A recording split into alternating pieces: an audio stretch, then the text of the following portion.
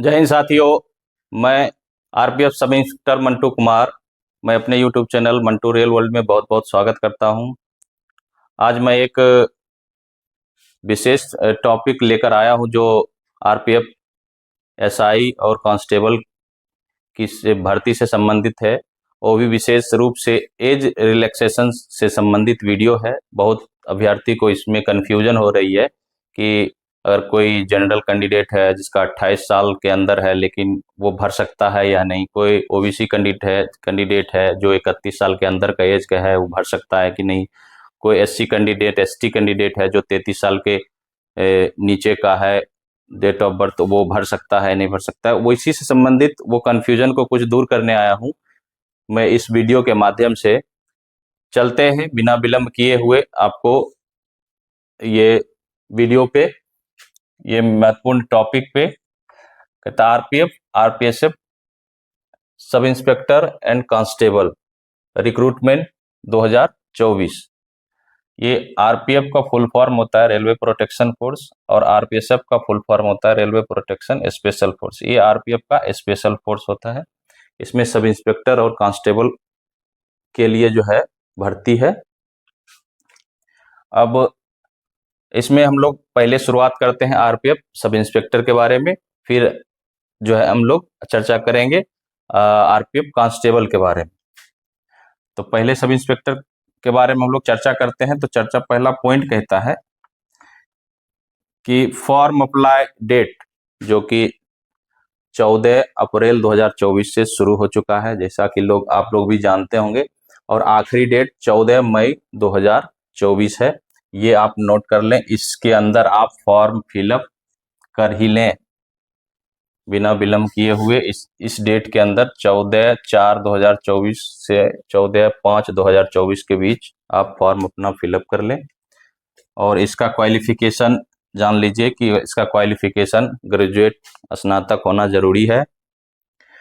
और इसमें एज में देखिए कि एज जो है अभी केंद्र सरकार जो है एज में सभी को जो है 3-3 साल का जो है छूट दिया गया है कोविड-19 के वजह से। तो इसमें देखिए ये 20 से 28 वर्ष दिख रहा होगा इसमें, तो ये जनरल कैटेगरी का पहले हुआ करता था 20 से लेके 25 वर्ष तक सब इंस्पेक्टर के लिए। तो लेकिन 3 साल का छूट दिया है, तो कहना 20 से लेके 28 तक का है।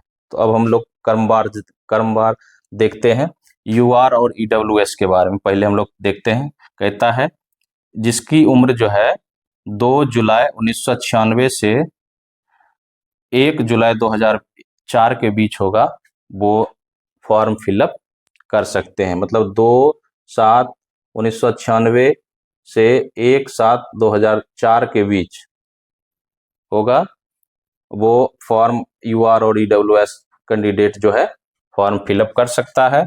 जिसमें कि देखिए पहले 20 से लेके 25 तक होता था एज, मतलब जिसकी उम्र 20 साल से 25 साल के बीच होता था वो भरा करता था। लेकिन अभी +3 साल जो है कोविड-19 की वजह से दिया गया है, तो 25 + 3 हो गया 28 साल। तो मतलब जो यूआर और ईडब्ल्यूएस के कैंडिडेट होंगे वो 28 साल तक जो है जिसकी उम्र होगी वो भर सकते हैं, जिसका एज जो बोलता है कि 2/7/1996 से 1/7/2004 के बीच होगा। अब आते हैं ओबीसी कैंडिडेट। ओबीसी कैंडिडेट में कहता है कि जिसकी उम्र 2/7/1993 से 1/7/2004 के बीच होगा, वो कैंडिडेट भी फॉर्म फिलअप कर सकते हैं। तो पहले था 25 और +3 साल जो है ओबीसी कैंडिडेट को छूट मिलता था तो 28 होता था। लेकिन 25 + 3 28 पहले कोविड का जोड़ दीजिए, 25 + 3 हो गया 28। और ओबीसी को जो 3 साल का छूट मिलता था तो 28 + 3 31 साल। तो जिसका उम्र जो है ओबीसी कैंडिडेट का 31 साल होगा, ये डेट से 2/7/1993 से 1/7/2004 के बीच जो जिसका एज आता होगा, जिसकी उम्र 31 साल तक होता होगा, वो इस फॉर्म को भी फिलअप करेंगे, वो कर सकते हैं। और ओबीसी ईबीसी भी लिख दिया हूँ, कुछ कैंडिडेट को कंफ्यूजन ना हो भाई ईबीसी का नहीं, तो ईबीसी नहीं, इसमें ओबीसी रहता है, इसी में सारा आ जाता है, तो इसलिए मैं यहाँ मेंशन कर दिया हूँ कि ये आज जान लीजिए कि 28 + 3 31 साल तक जो वर्तमान में जिसका एज होगा 31 साल के अंदर, वो फॉर्म फिलअप कर सकते हैं। अब आते हैं SC और ST कैंडिडेट, जिसकी उम्र जो है 2/7/1991 से 1/7/2004 के बीच जिसका डेट ऑफ बर्थ होगा, वो फॉर्म फिलअप कर सकते हैं। पहले था SC कैंडिडेट के लिए 20 साल से 30 साल के बीच जिसकी उम्र थी, वो फॉर्म फिलअप करता था, लेकिन इसमें भी जो है 3 साल का और जो है कोविड की वजह से दिया गया है, तो वही SC ST कैंडिडेट का के लिए हो गया, जिसकी उम्र जो होगी 33 साल के अंदर होगा, वो भी फॉर्म फिलअप कर सकते हैं। अब हम लोग आते हैं, उम्मीद है कि आप लोग जरूर समझ गए होंगे।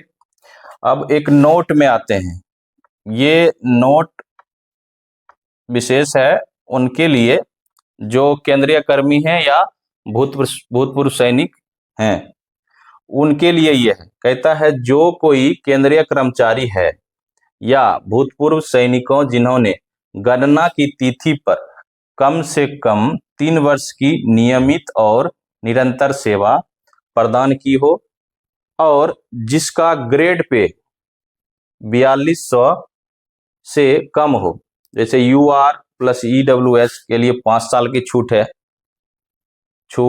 और OBC के लिए 8 साल की छूट है, SC + ST के लिए जो है 10 साल की छूट दिया गया। मतलब जिसका जो केंद्रीय कर्मचारी है और जो भूतपूर्व सैनिक है, वर्तमान में वो कार्य कर रहे हैं, वो जिसका ग्रेड पे 4200 से नीचे, अगर वो फॉर्म फिलअप करना चाहते हैं, अगर वो 3 साल का निरंतर सेवा दे चुके हैं डिपार्टमेंट में, तो उसके लिए जो है 5 साल का अतिरिक्त छूट दिया जाता है।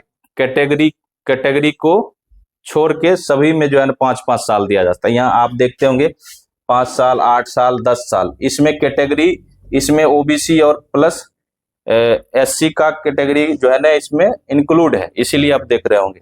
अब यहाँ देखते हैं हम लोग, जो ये आ गया आपका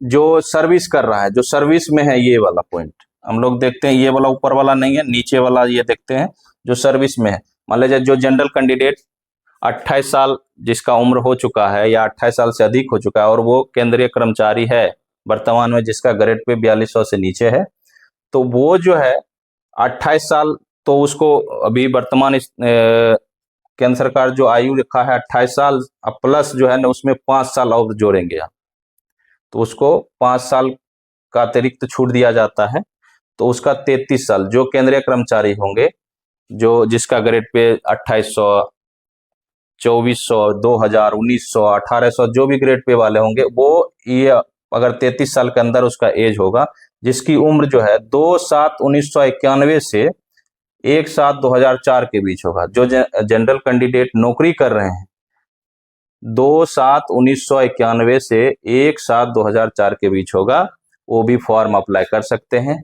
वही चीज अब OBC कैंडिडेट के लिए है कि इसमें भी 5 साल का है छूट। जो केंद्रीय कर्मचारी हैं या भूतपूर्व सैनिक हैं जिसने निरंतर 3 साल की सेवा दिया हो और 4200 ग्रेड पे के नीचे हो, जिसका 2800, 2400, 2000 या 1900 ग्रेड पे हो, उसके लिए भी कहता है कि अगर 3 साल निरंतर सेवा दिया है तो उसको भी 5 साल का जो है यहाँ छूट दिया जाता है। तो 5 साल के छूट अतिरिक्त, कैटेगरी के अतिरिक्त जो है 5 साल का छूट दिया गया है। तो वो भी अगर जिसका उम्र 36 साल के बीच है, मतलब जिसका आपका डेट ऑफ बर्थ 2/7/1988 से 1/7/2024 के बीच है, मतलब 2/7/1988 से 1/7/2004 के बीच है, वो OBC कैंडिडेट भी इस फॉर्म को फिलअप कर सकते हैं। मतलब जिसका 36 साल से कम उम्र हो रहा होगा, इस बार OBC कैंडिडेट जो सर्विस कर रहे हैं वो भर सकते हैं। और SC ST कैंडिडेट जो अभी सर्विस कर रहे हैं उसके लिए भी देखते हैं, उसमें 33 साल तक हुआ था, जो कोविड का छूट और कैटेगरी का छूट लेके 33 साल हुआ था। अब हम लोग इसमें भी 5 साल इंक्लूड करेंगे, तो 33 + 5 हो गया 38 साल। जो भी वही कैंडिडेट है आपका नौकरी कर रहे हैं, सर्विस कर रहे हैं और जिसका ग्रेड पे 4200 से कम है, जिसका 2800, 2400, 2000, 1900 है, और जिसका डेट ऑफ बर्थ 2/7/1986 से 1/7/2004 के बीच है, वो कैंडिडेट भी जो है आपका, जिसका उम्र 38 साल से कम है, वो भी कैंडिडेट SC ST कैंडिडेट इस बार फॉर्म फिलअप कर सकते हैं। इसमें हमें लगता है कि आप लोगों को किसी भी तरह का कंफ्यूजन ना होना चाहिए। ये कॉलम आप देख लीजिए, ये कॉलम सर्विस जो कर रहे हैं या भूतपूर्व सैनिक है, नीचे वाला कॉलम, ये 2 कॉलम उनके लिए मैं रखा हूं, काहे कि वो सब भी कंफ्यूज हो रहे थे कि क्या भरना चाहिए या नहीं चाहिए, हम लोग एलिजिबल है नहीं है। मैं उसके लिए ये कॉलम रख दिया हूँ। नीचे वाला दो कॉलम जो सर्विस कर रहे हैं, ये 2 कॉलम जो सर्विस कर रहे हैं उसके लिए है।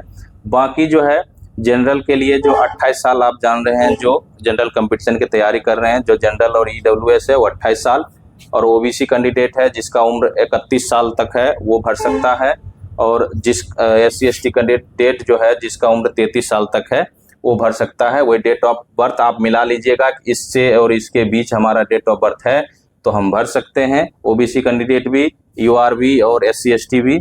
अगर इसके बाहर आप हैं तो नहीं भर सकते हैं। और एक चीज़ और यहाँ जो सुविधा है, वो नौकरी जो कर रहे हैं उसके लिए भी, वो भी अपना डेट ऑफ बर्थ मिला लीजिएगा कि 2/7/1991 से 1/7/2004 के बीच अगर मेरा डेट ऑफ बर्थ है जनरल कैंडिडेट, तो वो भी भर सकते हैं।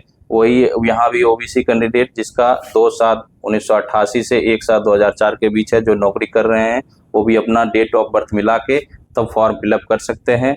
और अगला है SC ST कैंडिडेट के लिए, जो वही 2/7/1986 से 1/7/2004 के बीच जिस SC ST कैंडिडेट का आपका डेट ऑफ बर्थ है वो मैं देख लेंगे, अगर नौकरी कर रहे हैं और जिसका ग्रेड पे 4200 से कम है, वो अपना फॉर्म फिलअप कर सकते हैं।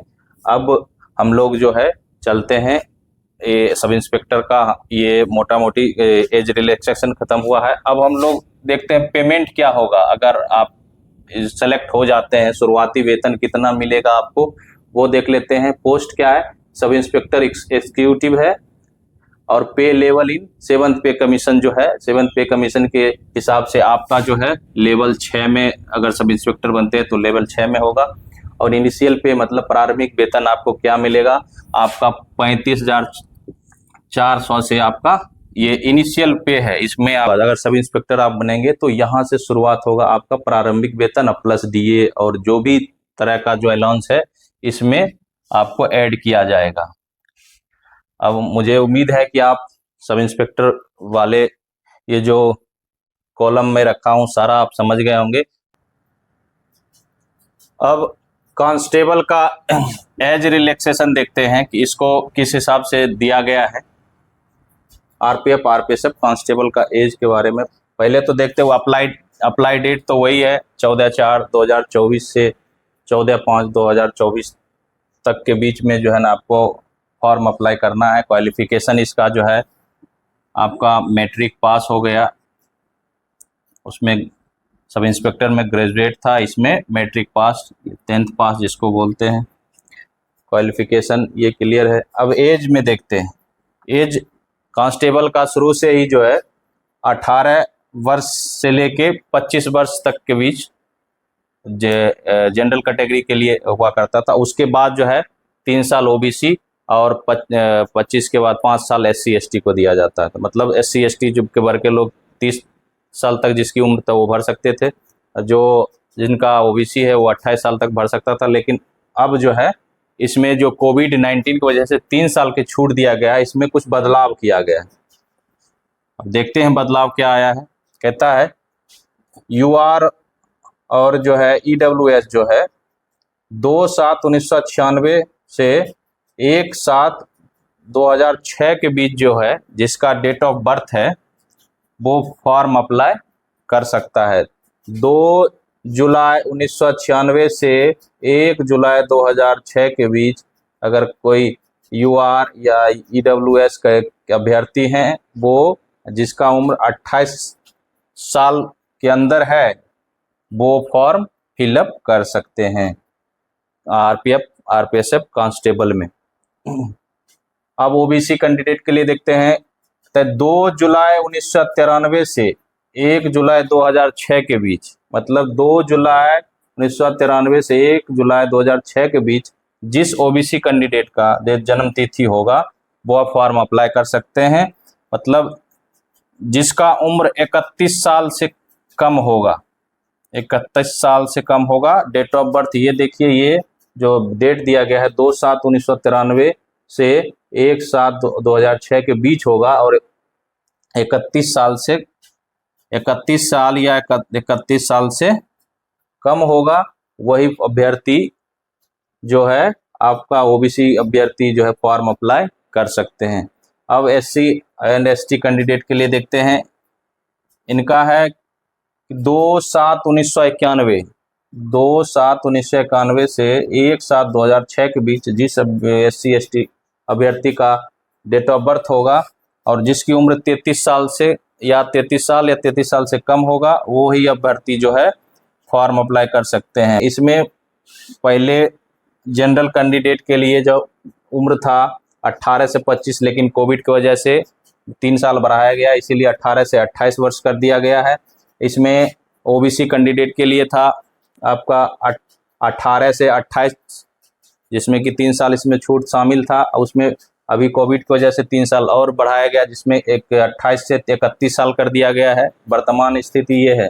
और SC ST कैंडिडेट का था 18 से 30 साल, इसमें कैटेगरी छूट 5 साल शामिल है, और प्लस 3 साल कोविड-19 का जो छूट मिला है आपको। जिस अभ्यर्थी का 33 साल उम्र है, वो है अभ्यर्थी जो है SC ST का, वो फॉर्म अप्लाई कर सकते हैं। OBC कैंडिडेट जिसका उम्र 31 साल से कम है, वो भर सकते हैं। और UR EWS कैंडिडेट जिसका उम्र 28 साल से कम है, वो अभ्यर्थी आपका RPF RPSF कांस्टेबल के लिए फॉर्म अप्लाई कर सकते हैं। EBC लिख दिया हूँ इसलिए कि OBC के अंतर्गत ही आता है।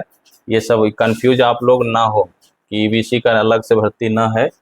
और हम लोग ये देखते हैं कांस्टेबल की शुरुआती वेतन क्या होगा। कांस्टेबल की शुरुआती सैलरी जो है कितना मिलेगा, तो पोस्ट में देखिए कि पोस्ट क्या है, कांस्टेबल एग्जीक्यूटिव है।